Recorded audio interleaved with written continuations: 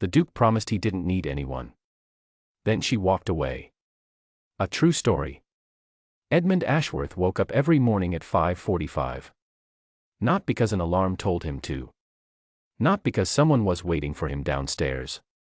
He woke up because his body had learned, after many years, that rest was a luxury and stillness was something only weak men enjoyed for too long.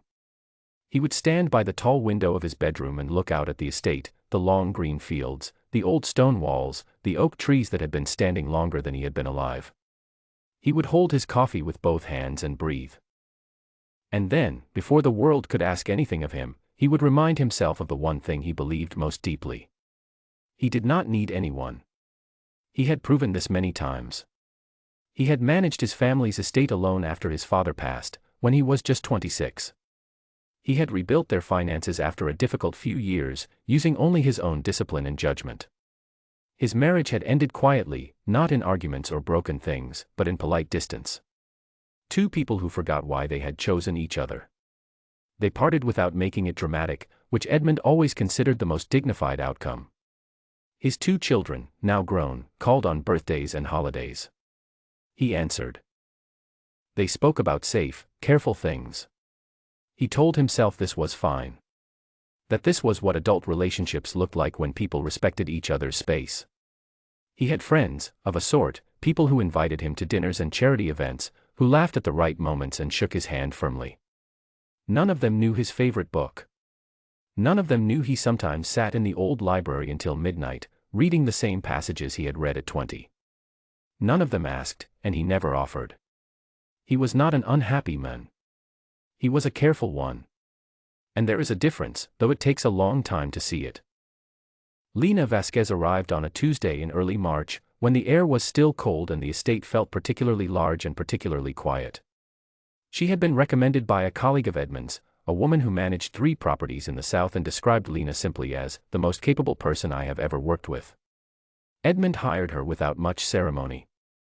He needed someone to manage the household, coordinate staff, and handle the daily operations of the estate.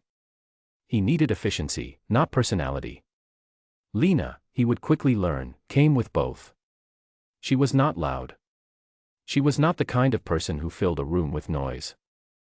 She was calm and organized and had a way of listening that made people feel heard without her saying very much at all. She asked questions that were direct and intelligent. She wrote things down in a small notebook she kept in her jacket pocket. She did not treat Edmund with the careful, slightly nervous politeness that most people offered him. She treated him like a reasonable adult, which was, he realized, rarer than it should have been. The first real conversation they had was about the east wing of the house, which had a roof problem that 3 different contractors had given him 3 different answers about. Lena listened to all 3 answers, asked to see the reports, and within 4 days came back with a clear recommendation and 2 backup options. She explained it plainly and without trying to impress him with complicated language. Edmund approved the plan. He also noticed that he had enjoyed the conversation. He told himself it was simply because she was good at her work. The weeks passed, and then months. Lena ran the estate smoothly. The staff liked her. Problems that used to sit on Edmund's desk for weeks were handled quietly before they reached him. The house, which had always felt large and formal to him, began to feel like it was actually being lived in. He started to notice small things. The way she would leave a pot of coffee in the library on evenings when she knew he was working late, without being asked. The way she remembered that he did not like meetings before 9 in the morning and arranged everything accordingly. The way she laughed, not a performed laugh, but a real one, when something was genuinely funny. He started looking for reasons to be in the same part of the house as her. He started saying good morning like he actually meant it. One evening, he came down to find her sitting alone in the kitchen after all the other staff had left, reading a book with a cup of tea beside her. She looked up when she heard him and said, simply, "Good evening. The kettle just boiled if you want tea." No fuss.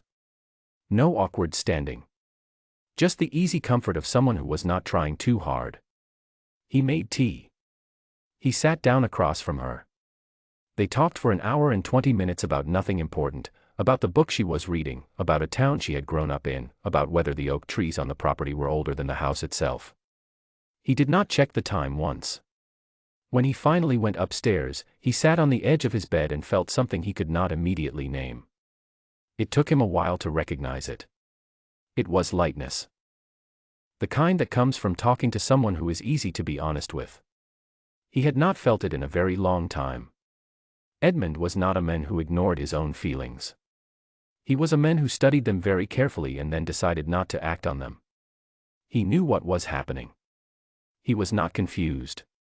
He was afraid, which is a completely different thing, though people often mistake one for the other. He had been disappointed before, not in loud and dramatic ways, but in quiet ones that left marks you could not show anyone. He had trusted people and been let down in small, accumulated ways that added up to something heavy. He had loved his wife, in the beginning, and watched it become something neither of them chose. He had learned, from all of this, that the safest thing was to be responsible for yourself alone. If you needed no one could leave you empty. So he did what he knew best. He became slightly more formal with Lena. He was polite, professional, measured. He moved their conversations back to practical matters. He told himself he was being responsible. He told himself this was the wise thing. Lena noticed. She always noticed things. But she said nothing. She simply continued doing her work with the same quiet steadiness she brought to everything. If she was hurt by the sudden distance, she did not show it. And somehow that made it worse. She did not chase him. She never had. It happened on a Thursday evening in November, when the house was warm against the cold outside and a dinner Lena had organized had gone well. The guests had gone home. The staff had finished and left. The house was quiet. Edmund was standing in the sitting room, still holding an empty glass, when Lena came in to turn off the lights. She saw him and paused. Then she said, calmly and without drama, that she needed to tell him something before another week went by without her saying it. She told him that she had developed real feelings for him. That she was not confused about what they were. That she understood if he did not feel the same, and she respected that, but that she could not continue working so closely with him while pretending she felt nothing, because she was not built for pretending. She said it cleanly, the way she did everything. No pressure. No demand. Just honesty. Edmund felt the full weight of the moment. He felt it so clearly it almost knocked the breath out of him, because he knew, right then, in that warm and quiet room, exactly what he felt. He felt it completely. And then he said the wrong thing. He talked about professional boundaries. He said something about how things could become complicated. He used the word appropriate. He was careful and measured and said not a single true thing. Lena listened to all of it. Her face did not change. When he finished, she nodded slowly and said she understood. She thanked him for being honest, though they both knew he hadn't been. Then she told him she would be leaving at the end of the month. She said it without anger. That was the part that stayed with him longest. The weeks after she left were strange. The estate ran perfectly well. She had organized everything before she left, the schedules, the contacts, the plans for the coming months. All of it was in order. She had been professional until the very last day, which he admired and found, in a way he could not explain, deeply painful. The mornings were the worst. He would stand at the window with his coffee, the way he always had, and find that the silence felt different now. It had always been quiet. But it had never felt quite so much like something missing. He noticed she had left a small notebook on the kitchen shelf, one of those small ones she used for her lists. He picked it up. She had written down every preference of his she had learned over the months, which coffee he liked in the morning and which in the afternoon, that he worked better with natural light, that he did not like emails on Sundays, that he always underestimated how long the east drive took to walk in winter. He stood in the kitchen holding that notebook for a long time. Here was the full record of someone paying attention to him, quietly, carefully, without ever asking for anything in return. And he had let her walk away. He told himself, again, that it was fine. That it was the right thing. That he was a man who needed no one. But the words had worn thin from overuse. They no longer sounded like a belief. They sounded like an old excuse he had forgotten the reason for. One evening, he called his daughter. He did not do this often, they had never quite found their way back to each other after years of his emotional distance, and she answered with the surprised tone of someone who was not sure what kind of call this was. He did not say much. He said he had been thinking about some things and he wasn't sure he had made the right choices. She was quiet for a moment, and then she said, carefully, Dad. What are you actually afraid of? He did not answer right away. He said he would think about it. He thought about it for 3 days. Long, honest, uncomfortable thinking, the kind he usually avoided by staying very busy. The answer came to him at 4 in the morning, sitting in the library with no book open, just the lamp on. It was simple and old and almost embarrassing in how obvious it was. He was afraid of needing someone and then losing them. So for his entire adult life, he had solved this by making sure he never truly needed anyone. He kept people at a careful, comfortable distance. He was generous and polite and helpful, but only from the outside. He let Northwest one close enough to leave a real mark. And it had worked. Nobody had hurt him. Nobody had left him empty. But nobody had ever really known him either. And he had been living, for many years, in a house full of carefully managed silence, calling it strength. He found her on a Saturday morning. She had mentioned, months ago and only once, a small coffee shop near the market in the city where she liked to sit on weekends.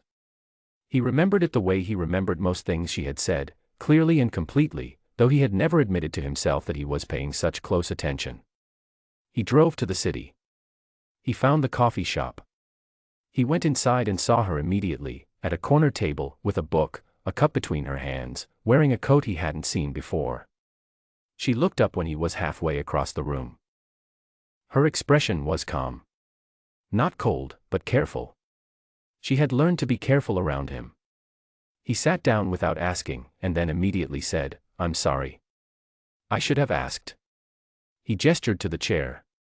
She nodded. He did not have a speech prepared. He had decided, on the drive over, that prepared words were exactly the problem, they gave him too much control, too much distance. So he simply told her the truth. He told her that he had felt everything he said he hadn't. That when she told him how she felt, he had known his own answer immediately and had chosen to bury it because he was frightened. That he had spent 3 weeks telling himself he had done the right thing and had finally run out of ways to believe it. That he had picked up a small notebook she had left behind and stood in his kitchen understanding, fully, what it meant to have let someone good simply walk out of his life. He told her he did not know how to be easy with people. That he had spent so many years behind his own walls that he wasn't sure how to take them down gracefully. But that he was willing to try, slowly and honestly, if she was willing to give that a chance. He said, I am not asking you to forgive me for being afraid. I'm only asking you to consider that I'm aware of it now. And I would rather try to do this differently than spend the rest of my life being very composed and very alone. Lena looked at him for a long moment. She closed her book. She looked out the window, then back at him. I never needed you to be fearless, she said. I only ever needed you to be honest. She picked up her coffee. She asked him if he wanted one. He said yes. They did not become simple overnight. Edmund was still a man of long silences and careful habits. He still sometimes chose a formal word when a tender one was needed, and then caught himself and tried again. He was still learning that showing someone you care is not a loss of dignity, that being known by someone is not the same as being exposed. Lena was patient in the way of someone who has been patient with themselves, not endlessly, not without limits, but with genuine understanding of how long real change takes. They moved slowly. There were dinners. There were walks on the estate in the cold afternoon light. There were conversations that went on longer than either of them planned, the way good conversations do. There were moments when Edmund started to pull back and then stopped himself, and those moments cost him something, and that cost felt right. One morning, several months later, he was in the kitchen early. Lena came down and found him already at the counter. He turned and handed her a cup of coffee without a word, made exactly as she liked it, with the small amount of honey she preferred, which she had mentioned once and never again. She took it. She looked at him. He looked back at her. There was nothing dramatic in the moment. No music, no grand speech. Just a man who had spent his entire life telling the world he needed nothing, quietly proving that he had been paying attention all along. She smiled. He smiled back, a small one, the kind he did not give often, which made it worth something. Outside, the oak trees were still standing. The fields were green again. The morning light came through the tall windows the way it always had. But the house, for the first time in a very long time, did not feel empty. The end.